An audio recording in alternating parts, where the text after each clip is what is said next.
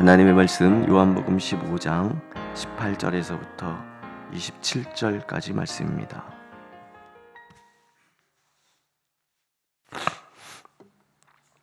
우리 한 목소리로 읽겠습니다. 18절. 세상이 너희를 미워하면 너희보다 먼저 나를 미워한 줄을 알라. 너희가 세상에 속하였으면 세상이 자기의 것을 사랑할 것이나 너희는 세상에 속한 자가 아니요 도리어 내가 너희를 세상에서 택하였기 때문에 세상이 너희를 미워하느니라. 내가 너에게 종이 주인보다 더 크지 못하다 한 말을 기억하라. 사람들이 나를 박해하였은즉 너희도 박해할 것이요 내 말을 지켰은즉 너희 말도 지킬 것이라. 그러나 사람들이 내 이름으로 말미암아 이 모든 일을 너희에게 하리니 이는 나를 보내신 이를 알지 못함이라. 내가 와서 그들에게 말하지 아니하였더라면 죄가 없었으려니와 지금은 그 죄를 핑계할 수 없느니라. 나를 미워하는 자는 또 내 아버지를 미워하느니라. 내가 아무도 못한 일을 그들 중에서 하지 아니하였더라면 그들에게 죄가 없었으려니와 지금은 그들이 나와 내 아버지를 보았고 또 미워하였도다. 그러나 이는 그들의 율법에 기록된 바 그들이 이유 없이 나를 미워하였다 한 말을 응하게 하려 함이라. 내가 아버지께로부터 너희에게 보낼 보혜사 곧 아버지께로부터 나오시는 진리의 성령이 오실 때에 그가 나를 증언하실 것이요 너희도 처음부터 나와 함께 있었으므로 증언하느니라. 아멘. 어제도 말씀드렸지만 요한복음은 박해의 시대에 쓰여졌습니다. 예수를 믿는다는 것 자체가 너무나 힘든 핍박을 견뎌야 되는 그런 시대에 요한복음이 기록되었어요. 그 얘기는 요한은 이 복음서를 통해서 왜 박해를 받게 되는지, 그것이 우리에게 어떤 의미가 되는지, 어떻게 박해를 이겨낼 수 있는지를 가르쳐 주기를 원했다라는 거죠. 예수님의 마지막 고별 설교를 통해서 설명해 주는 거죠. 어제도 말씀드렸지만 우리가 세상에서 핍박을 이겨내기 위해서는 하나님께 붙어 있어야 돼요. 친밀감이라고 얘기하죠. 동시에 그런 밖의 상황이 사실은 하나님이 나에게 열매를 맺게 하시기 위한 과정이라는 하나님에 대한 신뢰를 우리가 가져야 되는 거죠. 그리고 박해의 상황을 이겨낼 수 있는 가장 강력한 무기는 사랑하는 것. 나를 죽이고 내 형제와 이웃을 사랑하는 거죠. 그래서 예수님 말씀하세요. 아버지께서 나를 사랑하신 것 같이 나도 너희를 사랑하였으니 나의 사랑 안에 거하라. 우리가 사랑하는 이유는 하나님을 신뢰하기 때문에 아버지께서 예수님을 사랑한 것처럼 예수님이 우리를 사랑하세요.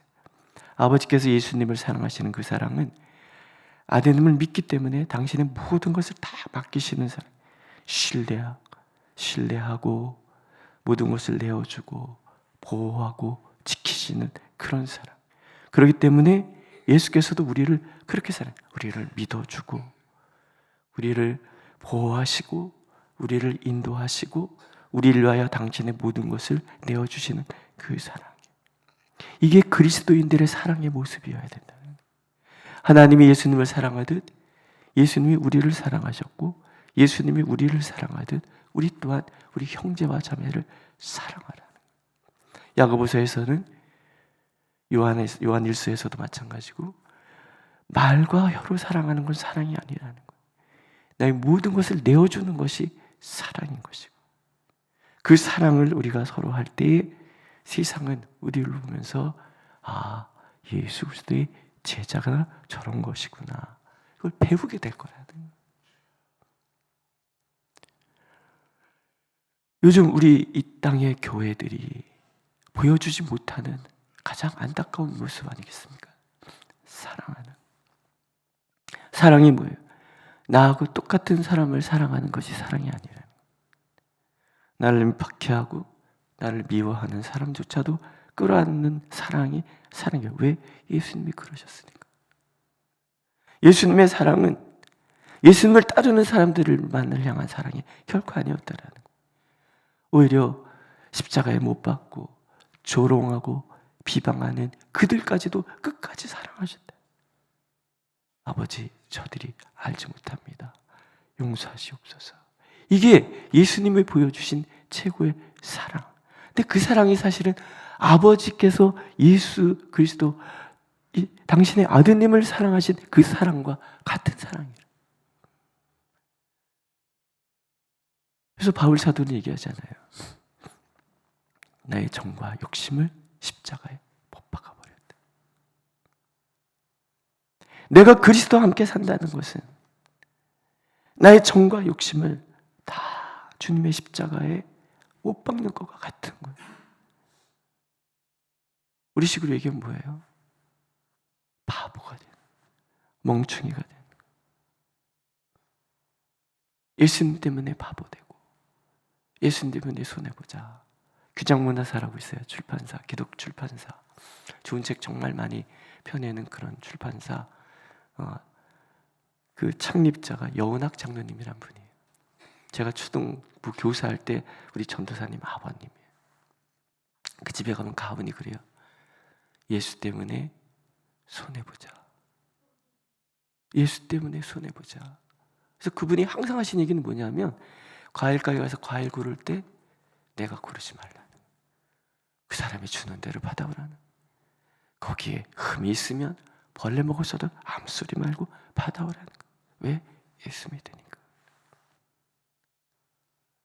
바보죠.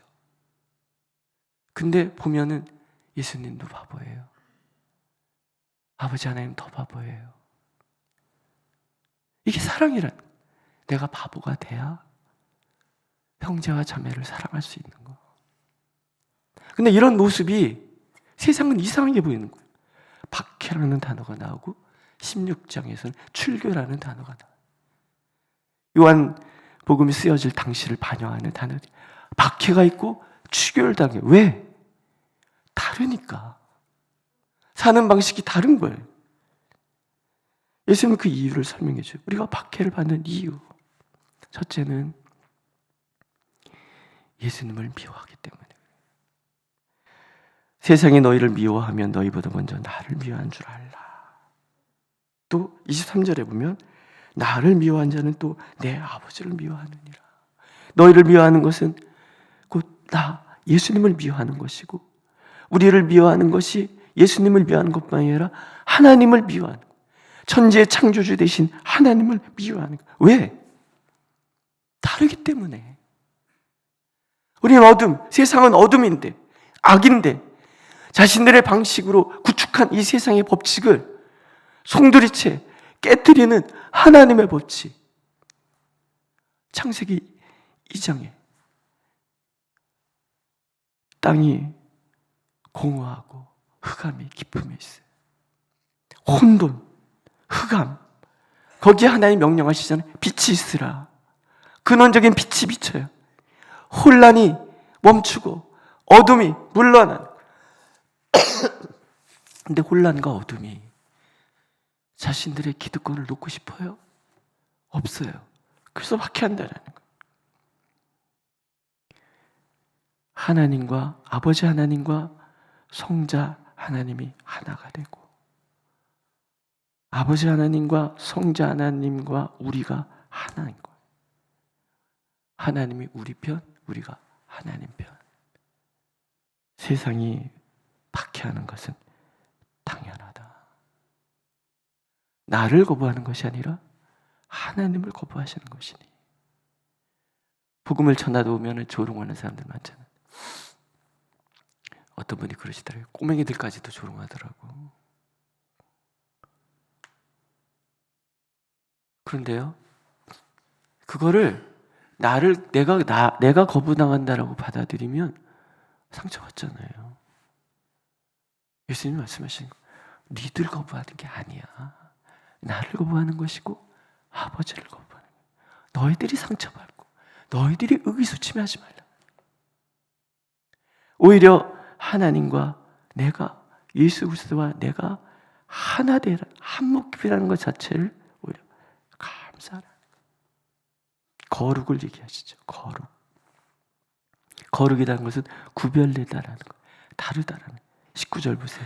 너희가 세상에 속하였으면 세상이 자기의 것을 사랑할 것이나 너희는 세상에 속한 자가 아니요 도리어 내가 너희를 세상에서 택하였기 때문에 세상이 너를 미워하느니라. 세상이 교회가 세상 편에 서 있으면요, 똑같이 살아가면요, 세상의 교회를 핍박할 필요 없어요. 똑같으니까. 근데 택하였다, 세상에서 택하였다, 이게 거룩이에요. 구별되게 불러내신 거예요. 우리를 따로, 빛으로, 아드님의 나라로, 진정한 생명으로, 진정한 복으로 우리를 택하여 옮겨버리셨기 때문에 세상은 거부하는 거예요. 나 지금 시기라는 말이에요. 예수님을 십자가에 못 박은 이유는 시기 때문에, 스데반 집사를 돌로 쳐서 죽인 이유도 시기 때문에. 세상은 우리를 시기하는 거예요. 그러니 세상을 무서워할 게 아니죠. 오히려 세상을 불쌍히 여기죠. 왜? 그들은 영적으로 눈이 멀었기 때문에. 21절에 보면 알지 못함이라. 모르는 거예요. 하나님을 모르니 복음도 모르고, 하나님도 모르니 예수 그리스도도 모르고, 하나님을 모르니 하나님의 뜻을 행하는 우리가 미울 수밖에 없다는 거죠. 바울이 그랬잖아요. 하나님을 모르니 핍박하는 거예요. 예수님이 찾아오시잖아요. 사울아 사울아 왜 네가 나를 핍박하느냐. 누구십니까? 나는 네가 핍박하는 예수다.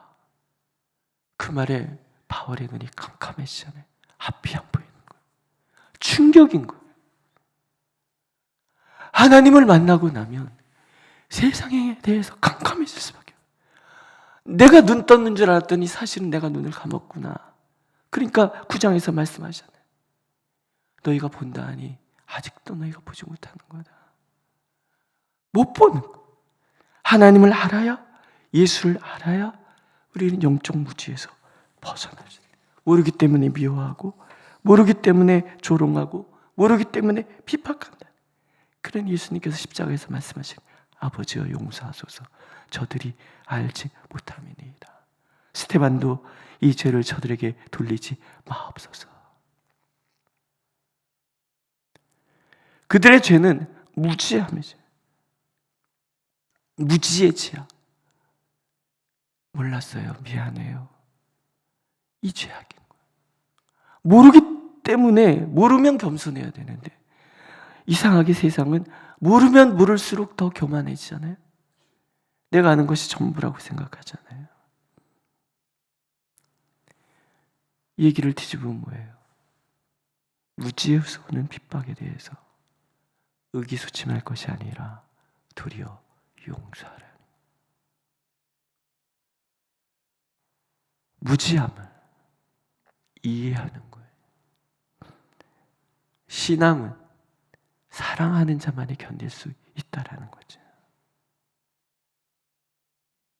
예수 믿는 게 그래서 어렵습니다. 우리 힘으로는 할 수 없는 것들이. 그래서 누가 오세요? 보혜사가 오시는 거예요. 성령이 오시는 거예요. 성령이 오셔서 생각나게 하시고 힘 주시고 행할 수 있도록 만들어 주신다는, 사랑할 수 없는 우리가 사랑하는 사람들. 고린도 전서 13장에 사랑에 대한 정의가 나오잖아요. 사랑은 오래 참고, 사랑은 온유하며, 투기하지 아니하며, 성내지 아니하며, 믿어주는 것이고. 이 긴 사랑에 대한 정의들 우린 못해요. 오래 참으실 수 있어요? 시기하지 않을 수 있어요? 성내지 않으실 수 있어요? 믿어줄 수 있어요? 우린 못해요. 누가 하세요? 성령이 하시는 거예요. 성령이 오셔서 나를 사랑할 수 있도록, 이겨낼 수 있도록 용서하는 사람으로 바꾸시는 거죠. 그래서 우리는 성령이 충만해야 돼요. 세상이 우리를 핍박하는 이유는 또 한 가지, 자신의 죄에서 정직하지 않아요. 예수께서 말씀하시는 거예요. 사람은 결코 죄에 대해서 변명할 수 없어요. 핑계할 수 없어요. 몰랐다고 말할 수 없어요. 왜냐하면 20절 내가 와서 그들에게 말하였다. 말하지 않았다면 죄가 없었지만 말씀하셨단 말이에요. 예수님이 말씀하셨기 때문에 변명할 수 없어요. 그럼 뭐예요? 베드로서에서 말씀하는 것처럼 저희가 풀어 잊으려 함이로다. 주님을 미워하기 때문에, 하나님을 미워하기 때문에 세상의 권세 잡은 자는 우리를 끊임없이 미워할 거라는 거예요. 성령님 그들이 우리를 미워하는 것이 우리가 주님의 고난에 참여한다는 것을 뜻하는 거예요. 참여하는 것을 뜻한다고 날마다 가르쳐 주실 거예요. 가르쳐 주신다는 게 이길 수 있다는 거죠. 세상은 결코 우리를 이길 수 없고 어둠은 결코 빛을 이길 수 없다. 이게 주님이 우리에게 주시는 위로는 거예요. 그러니 어떡합니까? 더욱 담대해져야죠. 더욱 거룩해져야죠. 제가 참 의아한 것 중에 하나가 뭐냐면, 제가 직장 들어갈 때 아마 다 겪으셨을 거예요. 어떤 직장 위해서 기도했어요.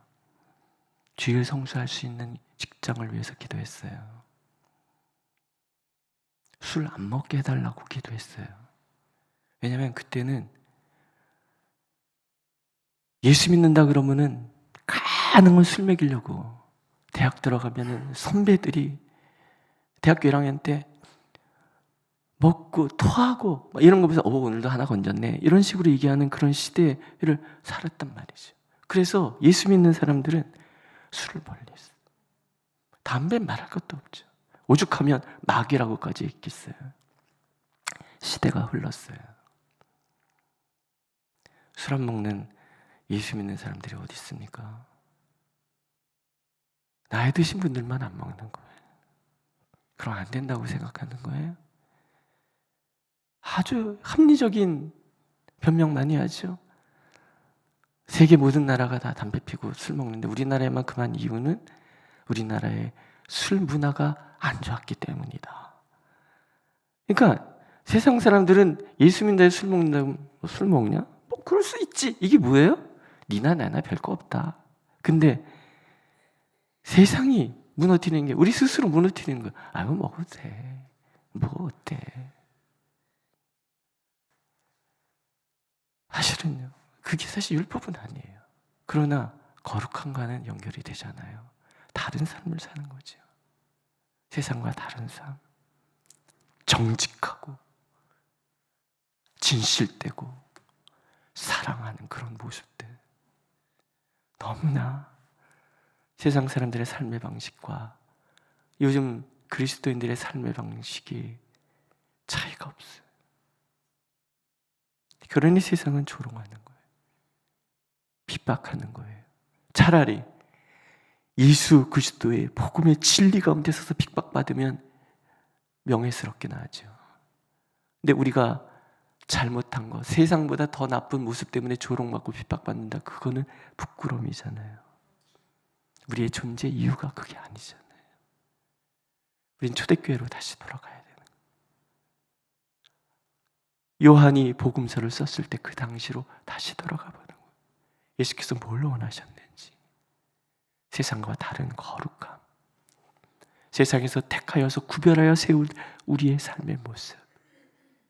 진정 어떤 환경에도 굴하지 않는 용기, 담대함, 그리고 복음을 지켜내려는 그 강력한 삶. 결국 세상은 복음에 의해서 정복당했잖아요. 오늘도 우리에게 하나님은 원하고 계십니다.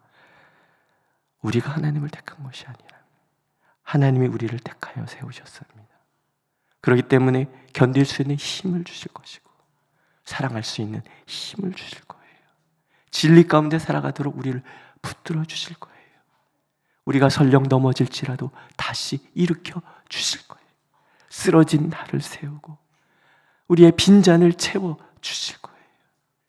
그 하나님 의지에서 진정 그리스도인으로서 세상을 당당하게 맞서가는 우리가 되기를, 서로 기도하고 서로 손잡아주고 함께 격려하면서 이 길을 가는 우리 모두가 되기를 하나님은 오늘 간절히 원하고 계십니다. 기도하겠습니다. 주님, 우리는 지금 어디에 속해 있을까요? 우리의 발걸음은 지금 어디를 향하고 있을까요? 늘 연약하여 허부적대는 우리의 걸음이 오니 불쌍히 여기시사 붙들어 주시옵소서. 사랑하라고, 목숨까지 내어줄 정도로 사랑하라고, 나를 부인하며 사랑하라고, 예수님 때문에, 예수님을 사랑하기 때문에 때로 바보 되는 것도 마다하지 않으라고 주님께서 말씀하시는데, 그러지 못하는 우리를 정직하게 고백합니다. 불쌍히 여기셔서 우리를 새롭게 하소서. 성령이여 우리 가운데 충만하셔서 우리가 그리스도인으로서 살아낼 수 있도록 우리를 인도하여 주옵소서. 예수님의 이름으로 기도드렸습니다. 아멘. 하늘에 계신 우리 아버지, 아버지의 이름을 거룩하게 하시며 아버지의 나라가 오게 하시며 아버지의 뜻이 하늘에서와 같이 땅에서도 이루어지게 하소서. 오늘 우리에게 일용할 양식을 주시고 우리가 우리에게 잘못한 사람을 용서해 준 것 같이 우리 죄를 용서하여 주시고 우리를 시험에 빠지지 않게 하시고 악에서 구하소서. 나라와 권능과 영광 영원히 아버지의 것입니다. 아멘.